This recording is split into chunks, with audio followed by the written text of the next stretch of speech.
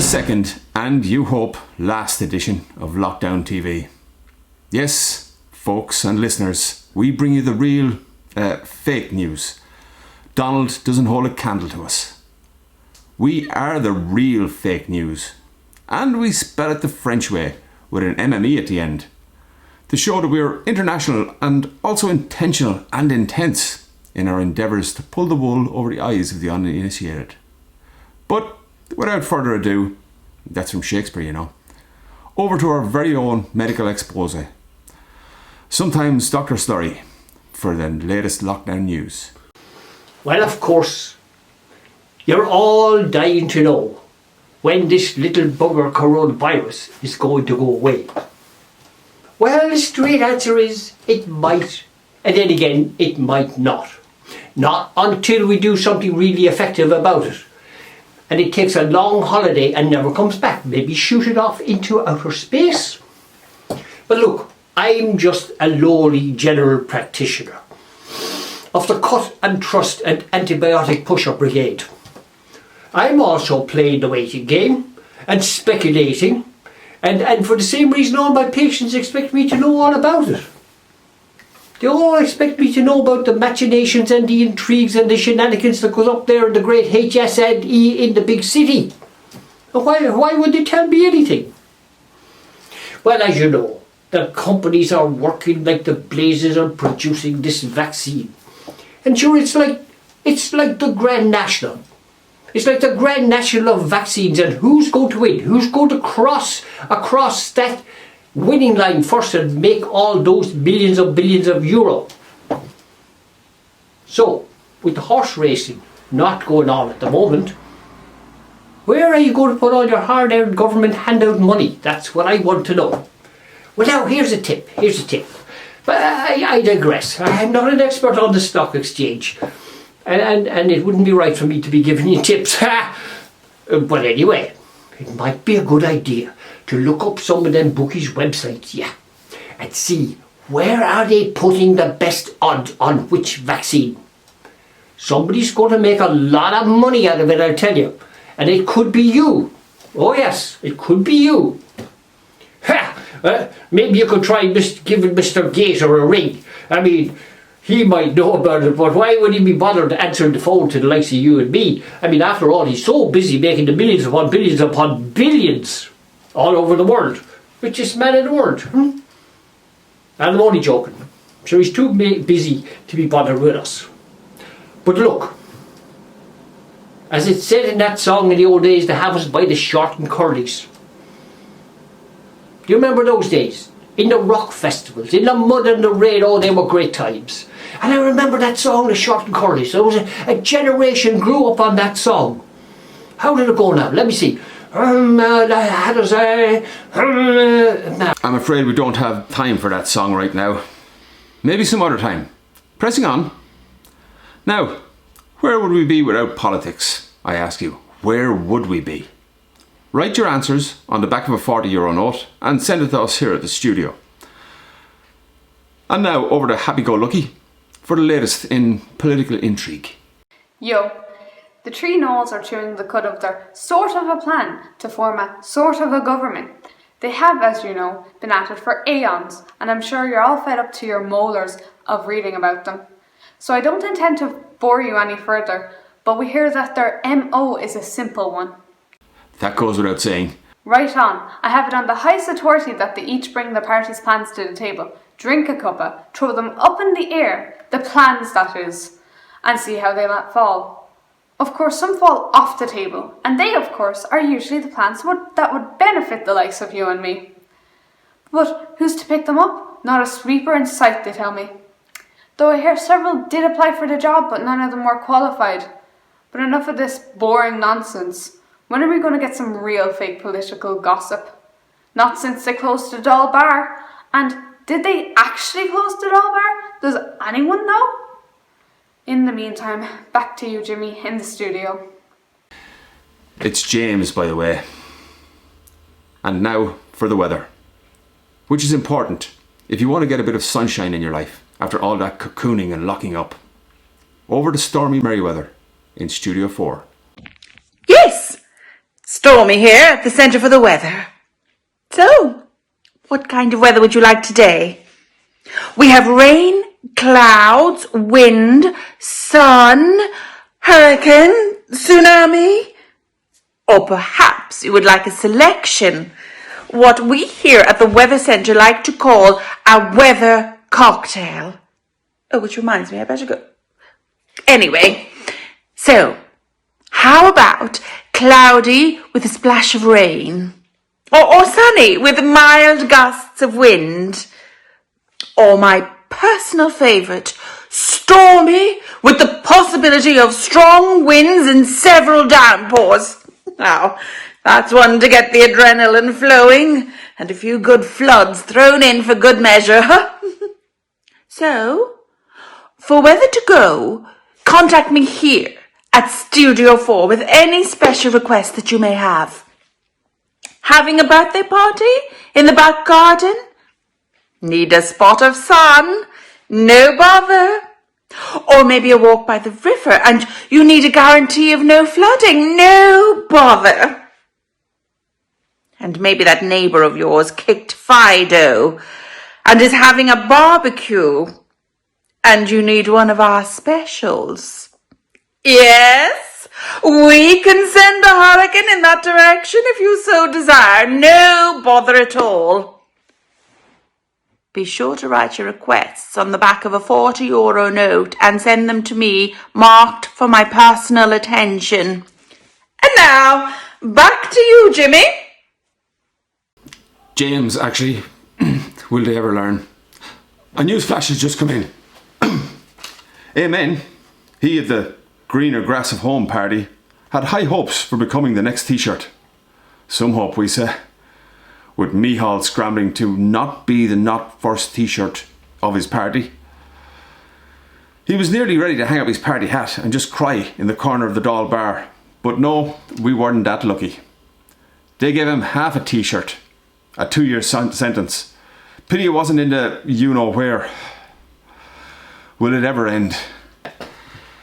And it's over to our educational export. Me whole mock wavy here. Where, you might ask, has education gotten us? You might ask. And that, dear listeners, is the whole crux of the matter. Education has gotten us to this crucial point in the 21st century. The point where we don't know from one week to the other if and when and what and wherefore will we ever get back to the old way of education. That is, going to school. Easy peasy, you say. Rise and shine and grab your book bag and off you go. Well, maybe and maybe not. If that little practically invisible bugger, Corona, has its wicked way, but enough about her. What I really want to bring to the table, besides a good cup of coffee that is, why, with all the professors and linguists and writers and journalists and dictionaries and bibliophiles we have in the world, have we still got words without any opposite? Take, for example, the word uncouth. Why is it you can be uncouth, but you can't be couth? Or take dishevelled. Have you ever heard of anyone who was once dishevelled, tidying themselves up, and now being sevelled? Of course you haven't. It doesn't exist. Now take this beauty. When something is defunct, it means that it's dead, finished, gone. But if something is not dead, not gone, not finished, does it mean that it's funked? Of course it doesn't. So where does that leave us education-wise? Which reminds me of all those defunct motor cars that once were and are no more. The Dudley Bug, the Bubble Car, the Hupmobile. Which reminds me, I must put a block of wood under the handbrake of that old banger before I go for the NCT next week. So, with that in mind, back to Jimmy in the studio. Thank you, Mihal. What a brain box you are. Have you ever considered politics? I think the Dáil bar calls. And now for a special report from our Roadwatch team. Mandy Tulip Hedgerow. What can I say? That crowd up in the Doyle, that's the government us Gaelge, in case you're wondering. Which you'd be better off not to. They have, shock horror, allowed all those insignificant little cars on the road again. And they are, as we speak, swarming all over the county. Oh God, help them in County Cork is all I'll say. It's a big county, and those less than mentionable little diesel-sucking things will be zooming to every corner of it, right up to the Kerry borders and even Limerick, where that charming little rhyming thingy was invented. You know, the Limerick. There once was a woman called Seamer, who drove up and down in her beamer. She stepped on the gas and fell on her ass, and now they just call her the Screamer.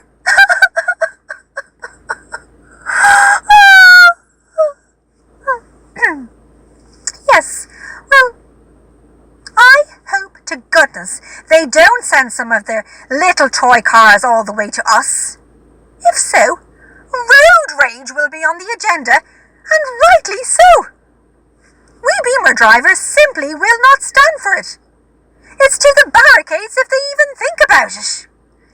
They may not realise it, but we here in Wexford are not known as the rebel county for nothing. The pikes will be retrieved from the rafters. The yellow bellies will rise again. Yes, so we will, of course, allow the odd Rolls Royce or a Lexus on the road. For a small fee, though, which goes to the Beamer Christmas Party Fund. Oh, which you're all invited to.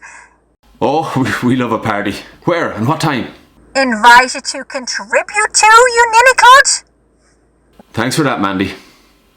Well, to brighten up your day, or evening, or night, or whatever, we can now bring you our very own Bright Spark. Up and coming star of that ancient sport, older than Cuchulainn, older than Tara, the sport of the warrior queens, Camogie. Here's Roisin O'Macurley to bring us up to date.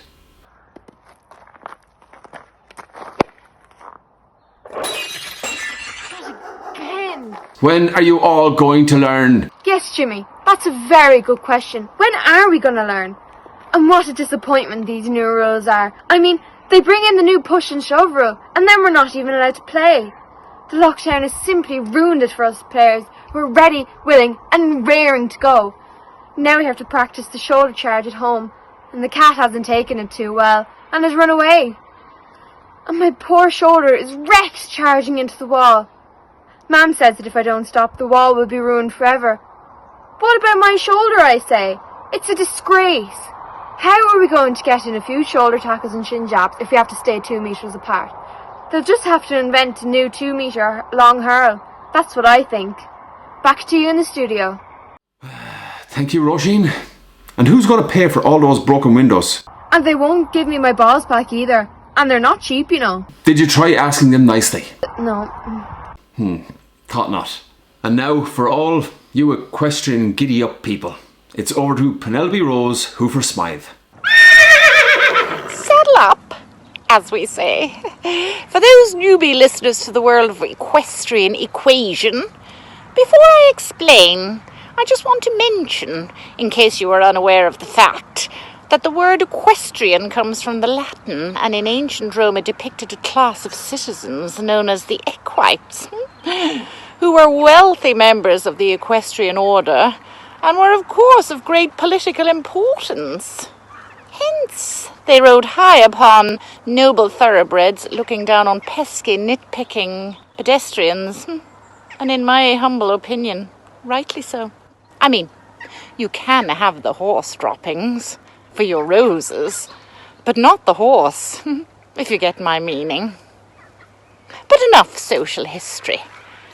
What I want to impart to the listeners today is the great privilege bestowed upon me recently when I was initiated into the great and exclusive club of barrel horse racing. But of course you wouldn't know what that is, unless you are following in the hoof steps of the equestrian news. To clarify, in the lower echelons of this superior sport, Men are allowed, of course, to participate. In collegiate and professional ranks, it is an event mainly for us women. And when I say barrel, I don't mean those barroom beer barrels. God forbid. I was, of course, referring to oil barrels. Thank you, Penelope. I think we get your drift. And now, before we say good morning, good evening and good night, a final roundup from our experts. Doctor. For some reason, I don't seem to be able to get the note of that song. And as soon as I get it, I'll be back to you. Happy. In the political arena, no news is usually bad news, and there's no more news, so I'll leave it up to you. Stormy. And if you continue to refer to my sitting room as Studio 4, you shall be receiving a bill from me for the rental thereof. Mandy. That woman in the limerick that fell on her, that wasn't me, by the way. Not even a relation. Roisin. The making of the 2-metre-long hurls could bring a whole new meaning to the saying Clash of the Ash. Mihal. To round this up, as Shakespeare might have said, to be funked or not to be funked. That might be a question for the brainy buggers among you to ponder. Well, you could say good morning, good evening, good night from all of us to all two of you. So until the next time.